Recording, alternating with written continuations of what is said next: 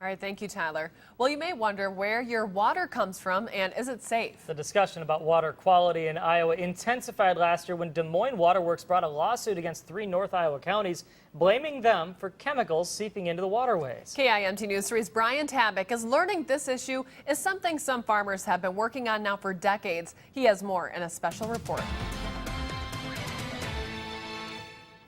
Conventional farming practices are passed down from generation to generation. Farmers till their land and spread fertilizer after harvesting their crops. Now, many farmers still do this, but some say there's a minority of them changing their ways, and that could mean improved water quality where you live. Don't stand too long in a no-till field. They'll pull your shoelaces. Yeah, there you go. Brandon Reese works alongside his father on their family-owned Howard County farm. For no-till, part of it is to protect the soil and build soil structure. While a lot has changed in the world of agriculture, it was actually about 20 years ago they made an important decision.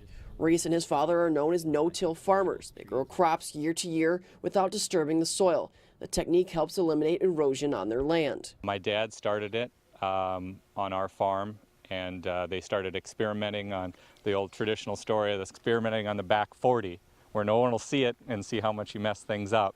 Reese says it's difficult to change what you've known your whole life, but with trial and error, they are witnessing the benefits of no-till farming. The technique is also meant to protect local waterways, because what washes off this land could ultimately end up in your community's water supply. Within the past couple of years, their efforts to remain good stewards of the land mean introducing so-called cover crops. Traditionally, they say there's a yield drag when you first switch to no-till. We've found that when we've done this on this farm in particular, we've only been farming it about 4 years. We've found the cover crops we think actually accelerates the kind of recovery of that yield, and we don't believe we really lost any yield on this farm. Conservationists typically applaud this approach because the cover crop serves as sort of a buffer. It utilizes the nitrates and is then burned off before the cash crop goes in. That creates an enriched soil, and the nitrates never seep into the water. The benefits are unlimited. Farmer Mark Ditlevson is witness to this, but it took time to see the results. It isn't you jump in today and think you're going to see great strides right away. I mean, it takes some time, like everything else, to get your farm acclimated to it. Yet another way agriculturalists are helping the land and cashing in is what you see before you. I've got the coneflower here. State and federal funds helped Booty Kapler transform her farmland acres into prairie grass. Full of deer and pheasants. The retired Howard County farmer is 5 years in on the Conservation Reserve program.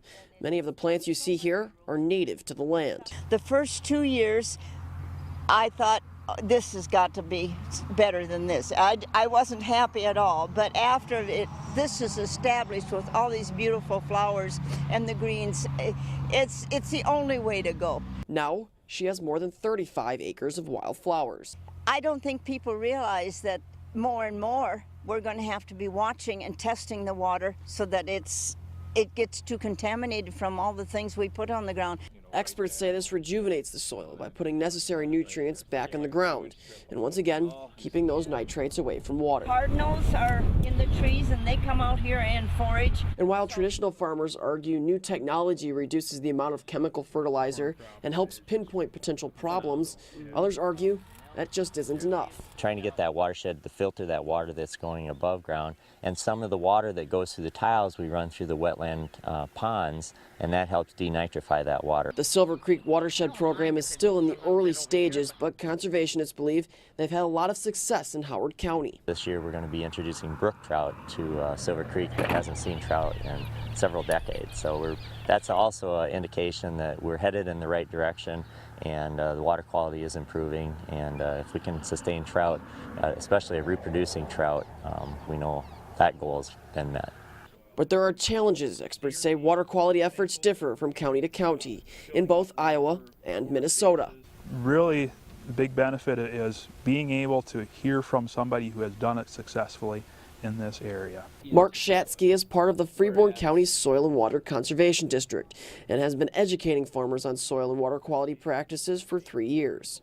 A lot of producers are always kind of in that trial and error. There's always new things, new equipment to try, new hybrids, new sprays, new fertilizers, and all that sort of thing. So certainly there is a time, you know, you're switching something. on your farm. So there's a learning curve. And all agree it takes time to see the benefits from making these changes. The changes have occurred over decades, and it's also going to take some time to change it back the other way. New technology in farm machinery is helping water quality efforts, but conservation experts are encouraging farmers to learn about these types of practices to see results. It cleans it. It actually cleans it so well. It just takes all and it puts so much back into natural nutrients back into the ground. The crop prices have decreased, and we have to get more efficient, and this is one way of doing it. These practices may not look like they take much, but there's a financial responsibility if you make the commitment. It costs money to buy the seed for the cover crops. It takes additional time to plant and then burn the crop when that time comes. Some argue quality of life. While it's extra money, you are saving by not purchasing chemical fertilizer and fuel for your tractor, especially since the cover crop acts as a natural fertilizer. Now, one idea to grow the use of these practices is legislation to force farmers to actually implement the water quality efforts, but opponents say that's not the answer. Each piece of land is different, and not all of those strategies, they say, would work in all areas. So they would like to see all farmers start looking at these methods and find out what works for them.